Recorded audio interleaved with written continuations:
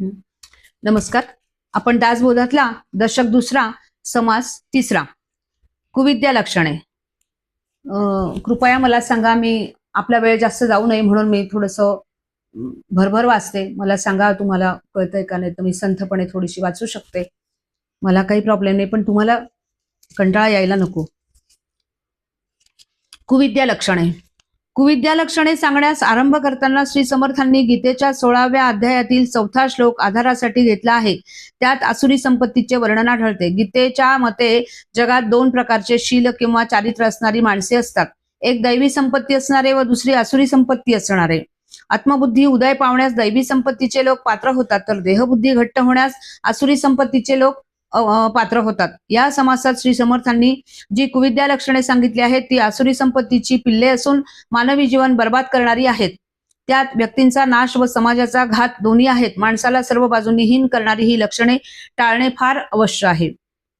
सुसंस्कृत माणसास न शोभणारी ही लक्षणे आहेत, एवढे ध्यानात ठेवावे. म्हणजे त्याचे अधिक वर्णन किंवा वर्गीकरण करायची जरुरी नाही.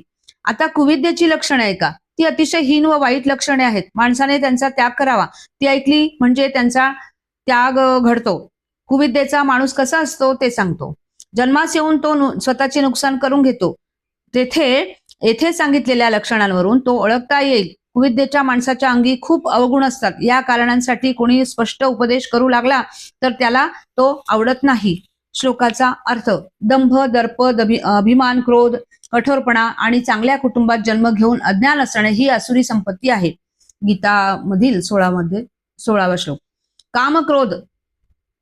कामक्रोध, मदमत्सर, लोह, दंभ, तिरस्कार, सर्व ताठार, अहंकार, द्वेष, विषाद, विकल्प, आशा, ममता, तृष्णा, कल्पना, चिंता, अहंता, कामना, भावना, असूया, अविद्या, इषणा, वासना, तृप्ती, लोलंगता, इच्छा, वांछा, चिकित्सा, निंदा, अनिती, गुंडगिरी, सदामस्ती, अभिमान, अवज्ञा, विपत्ती, आपदा, दुर्वृत्ती, दुर्वासना, स्पर्धा, खटपट, अस्वच्छता, तरेवाईकपणा, कसे तरी काम उरकायची घाई, वटवट सदा तक्रार करायची सवय आणि उलटे सुलटे करायचा स्वभाव या लक्षणांनी प्रगट होणारी कुविद्या म्हणजे मोठा रोगच आहे. कुविद्येचा माणूस कुरूप असूनही हीन लक्षणी, अशक्त असून दुर्जन आणि दरिद्री असून अतिशय कंजूस असतो. तो आळशी असून खादाड, दुर्बळ असून लाथा झाडणारा आणि फटकून वागणारा असून अतिशय लबाड असतो. तो मूर्ख असून तापट, वेडपट असून वाचाळ आणि खोटा असून अतिशय बोलका असतो. कुविद्येचा माणूस असा असतो की स्वतःला कळत नाही पण दुसऱ्याचे ऐकत नाही, स्वतःला येत नाही पण दुसऱ्याकडून शिकत नाही आणि स्वतः करीत नाही पण अभ्यासदृष्टीने निरीक्षणही करीत नाही. तो अज्ञानी असून अविश्वासी, भलभलते अर्थ करणारा असून दोषी आणि स्वतः अभक्त असून भक्तांचा द्वेष करणारा असतो. तो पापी असून निंदक, दुःखी असून दुसऱ्याचा घात करणारा आणि स्वतः क्लेश भोगीत असून अतिशय निर्दयी असतो. तो हीन असून ढोंगी, रोगी असून वाईट कर्मे करणारा आणि कंजूस असून अधर्मात रमणाऱ्या वासनेचा असतो.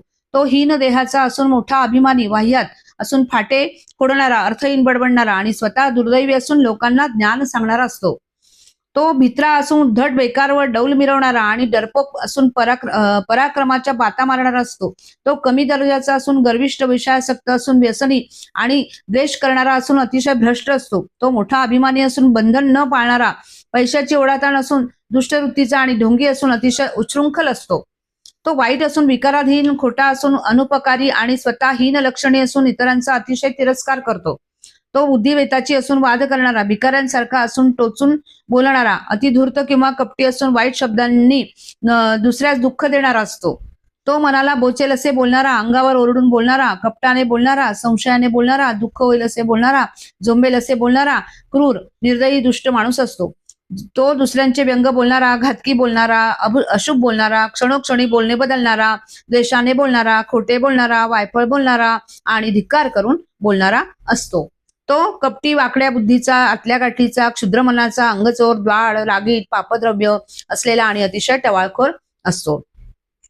तो तापट, तामसी, अविचारी, पापी, अनर्थ करणारा, फेफऱ्या आणि अंगात भूत संबंध यांचा संचार होणारा असतो. तो आत्मघातकी, स्त्रीघातकी, गायघातकी, ब्राह्मणघातकी, मातृघातकी, पितृघातकी, महापापी आणि भ्रष्ट असतो. तो सर्व दृष्टीने कमी, अयोग्य, वाईट तर्क करणारा, मित्रद्रोही, विश्वासघातकी, कृतज्ञ, परस्त्रीशी रमणारा, नरकाला जाण्यास योग्य, आततायी आणि बडबड्या असतो. तो संशयी, भांडण झगडा करणारा, कलहप्रिय, अधर्माने वागणारा, जनरहाटी मोडणारा, सदैव शोक करणारा, चहाडखोर, व्यसनी, भेद उत्पन्न करणारा आणि मोठा हट्टी असतो. तो खोडकर, अपयशी, घाणेरड्या लोकांना चाळवणारा, कवडी चुंबक, लोचट, स्वार्थी, हावरा, स्वैरवर्तनाचा, घट्ट मुठीचा म्हणजे परोपकारासाठी काही न देणारा, चिरजोर आणि दुसऱ्याचे चांगले न पाहू शकणारा असतो. तो लबाड, मठ्ठ, भित्रा, बेपर्वा, लुडबुड्या, लफंगा, उन्मत्त, पाखंडी, चोर आणि दुसऱ्याची वस्तू लांबवणारा असतो. तो साहसी, स्वैर, उच्छृंखल, चटोर, चावट, गाजावाजा करणारा, थोतांड रचणारा, उद्धट, विषयासक्त, स्वजातीतून भ्रष्ट झालेला आणि वाईट बुद्धीचा असतो.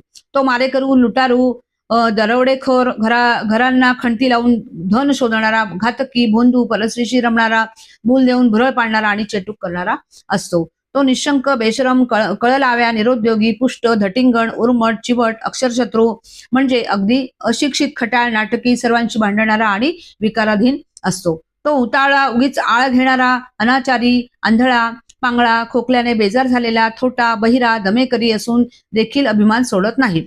तो विद्याहीन, वैभवहीन, कुलहीन, लक्ष्मीहीन, शक्तिहीन, सामर्थ्यहीन, भाग्यहीन, भिकारी, बळहीन, कळाहीन, मुद्राहीन, दीक्षाहीन, लक्षणहीन, लावण्यहीन, अंगहीन, विद्रूप, युक्तिहीन, बुद्धिहीन, आचारहीन, विचारहीन, क्रियाहीन, सत्वहीन, विवेकहीन, संशयी, भक्तिहीन, भावहीन, ज्ञानहीन, वैराग्यहीन, शांतीहीन, क्षमाहीन, सर्वहीन व क्षुल्लक असतो. त्याला वेळ कळत नाही, प्रसंग कळत नाही, प्रयत्न कळत नाही, अभ्यास कळत नाही, लोकांचे अर्जव करणे कळत नाही, मैत्री कशी करावी ते कळत नाही, सारांश त्याला काहीच कळत नाही असा तो अभागी असतो. असे अनेक प्रकारचे दोष त्याच्या ठिकाणी असतात.